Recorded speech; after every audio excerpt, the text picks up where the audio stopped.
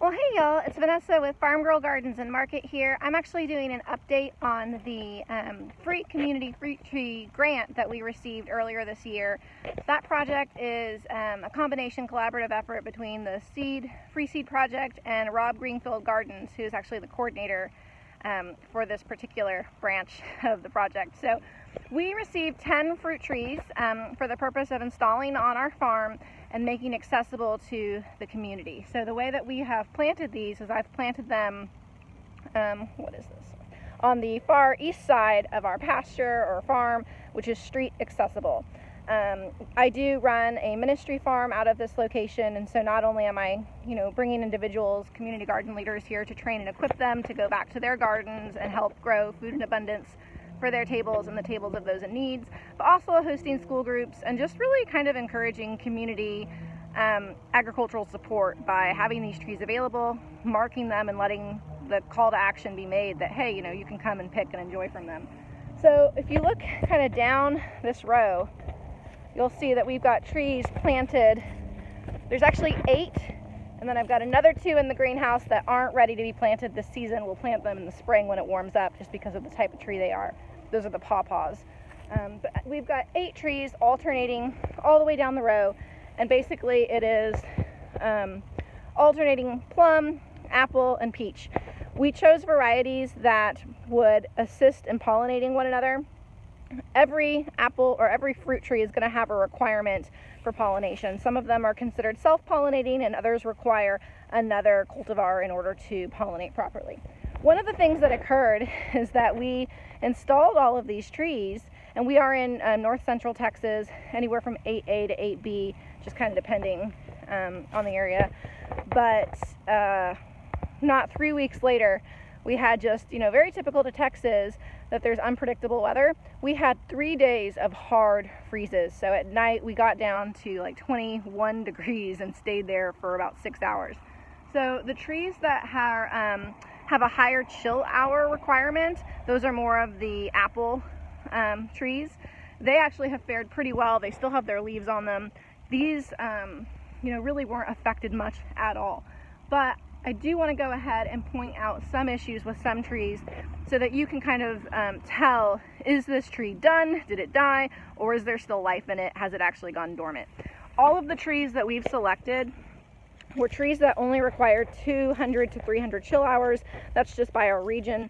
Chill hours is any temperature below 40 degrees where it requires sustained hours below 40 degrees. And so these trees all have a 200 to 300 chill hour requirement. When trees are experiencing that continued chill time, that's actually when they are considered dormant. Now, they will form buds during that time, but those buds won't sprout and they won't leaf out. We received our trees when they were out of dormancy, and so they had leaves on them. And so the ones that had leaves, they've dropped all of their leaves. This is a methyl plum, and if you look in close, let me see if I can do this, you can see that they've now put on new buds. What we're looking for, and because in Texas, like right now, it's 78 degrees right now, so these trees are being exposed to these up and down temperatures, and that can be hard on them. There's not a lot that you can do other than keeping them well watered, covering them when you know there's going to be a hard freeze, and just kind of keeping an eye on them. You do not want to fertilize them still at this point, because they will use that nitrogen to put on leaves, and what they really need to be doing is establishing roots. But if you look at this bud formation, you can see that some of these buds are pretty dry and brittle. Again, that's because we have just this up and down weather here where it could be 21 degrees one day and 89 degrees the next. That's just life in Texas. So these buds, I'm pretty confident to say that they are dead. But these over here, if you can see, the branch has more of a reddish color. These buds are a little bit more tight, and so, that's good indications that this tree, while dormant, is still alive. Now, because this tree really does not have very many branches on it, there is a test that you can do, which is the bend test, where on the new growth, you can bend the branch to about 90-degree angle.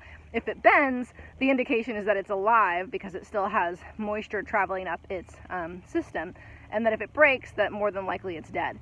This tree doesn't have any branches for me to do that test on, but what I can do is a little scrape test. And scraping the tree, you know, you don't want to scrape your trees up all the time, but this is something that the tree can handle even when it's been kind of beat up a little bit. So what I'm going to do is I'm going to take my fingernail and I'm just scraping down through the first layer of bark to get into the cambria of the tree. That's the area that it should be green no matter what stage of life the tree is in, unless it's dead. So if I can, I'm going to just bring in close and see if I can scrape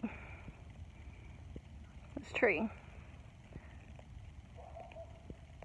Oh, there we go. Do you see that? Do you see that bright green? Right there we go. Yeah, you see that bright green? Let me see if I can get this camera to focus. Right there. Hopefully you can see that. There we go. Yeah, you see it. That bright green is an indication to me that this tree is confused, but it's still alive. So now I'm going to walk on a little bit further to show you the other trees that we've got planted. And I'm so excited that that one's alive. That one was the worst looking. I know that all of these are, but I do still want to show you so you can see. This, I believe, is a Dorsett apple. Again, most of the apple trees didn't really fare too poorly because they have a higher chill hour requirement, so they could handle it. This one did lose its leaves, but you can see that this is good and red colored, you know, tone on the tree. If I bring you in close, you can see that the tree is trying to put out buds, and those buds might still leaf out because we're going to get these warm temperatures still. I hope that they don't, because that is hard on the tree. But the tree's alive. This is one of our peach trees. He's beautiful. I can tell just by looking at him. He is well. There's nothing wrong with him. This is an Alberta Peach. And Alberta Peach actually was one of the borderline trees where in Texas, this tree actually requires a little bit more chill hours than we will get, but it's right on the borderline. It's really like a 7 to 8 zone and below tree. And so I went ahead and got it because I wanted the diversity, and it looks like it is going to be just fine. And what I want to show you here is, if you can see, again, we've got that good red pink color. We've got good bud formation. I'm sorry, that sun is right in our eyes. Good bud formation. This tree, although it's not as pretty as it was when it was leafed out, is alive and well. This is one of our apple trees. This guy did not do so well. He is still alive, and because he does still have some leaves on him, the tree is still able to photosynthesize, and so it's developing sugars, which is going to help this guy recover. He just looks beat up right now. Now over here we have, sorry, lost my gloves. Over here we have a couple more trees. This guy, and because I've alternated them, this is a Contender Peach, so I'm just alternating how I plant them down the row. That really does help with pollination. Plus, I think it looks prettier, and it kind of keeps the bees busy. We have our bees on the far west side of our pasture. But this guy, some of these buds are dead. If you can see how tight and dry they are, that guy likely isn't going to make it. But this guy here, gosh, I'm sorry guys. Do you see that? Let me go up a little bit more. This guy here is happy and fine, and I hope that he stays this way and doesn't try to leaf out, but even if he does, this tree looks pretty healthy. Now, here's an apple tree that our goats got to. So we have 2 Nubian dwarf goats, and my boys just love them. Unfortunately, they have not learned to mind very well, and nor have the goats. So both of my kids were in trouble that day. That my kids let the goats out, and the goats got to this apple tree, and unfortunately, you know, they took off the top of it.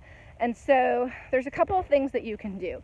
Some growers will actually, what's called topping, top these trees to keep them short, to keep them accessible. I was not going to do that, but when the goat got to it, that was really kind of it forced the issue. I did try taping it originally because we were still in warm season and it did have a lot of leaves on it. I thought maybe it could repair, but I only gave it about 5 days and you don't want to let an injured plant linger too long, especially if you do have an alternative method to prune it. And that is because the plant's going to put all of its energy in trying to repair this damage instead of putting its energy into its roots where it really needs at this point in season to survive. So if you look in at this tree right here, it has been topped. That's not going to affect this tree's ability to produce. In fact, it'll actually create an easier production for me because as a short person, I don't have to climb a tree or get a ladder out in order to be able to harvest all the fruit that will come off of this. But as you can see, it's already putting out new buds. And so even though this guy will now be shorter than his genetics originally were going to afford him, he will actually recover and be just fine. And if you look in close, you can even see, let me go this way. There we go. Do you see how this guy is leafing out already?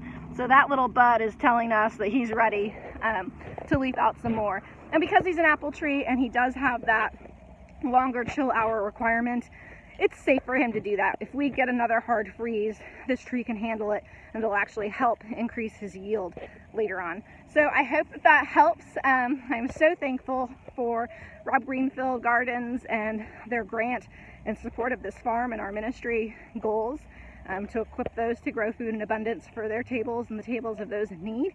And eventually, we have plans to do sustainable beekeeping by way of training at-risk youth and marginalized communities to sustainably recover bees.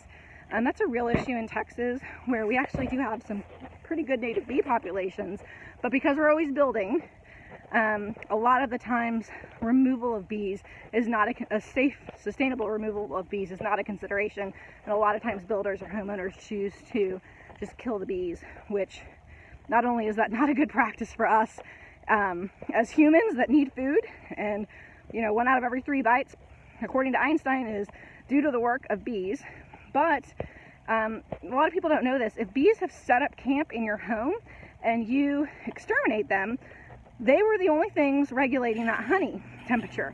And so if you remove the bees, now there's honey inside your walls. That honey is going to no longer be temperature controlled. It'll melt, and not only will it result in a lot of work for you, but it'll actually attract nuisance pests, rodents, and snakes. So if you do have an issue with bees, if you're local to me, reach out to me, because I am interested in helping you recover them. And if I personally can't get to you, I do have a good network of beekeepers who might be able to. So that is all I have to say about trees and bees. I hope that you are well. Until next time.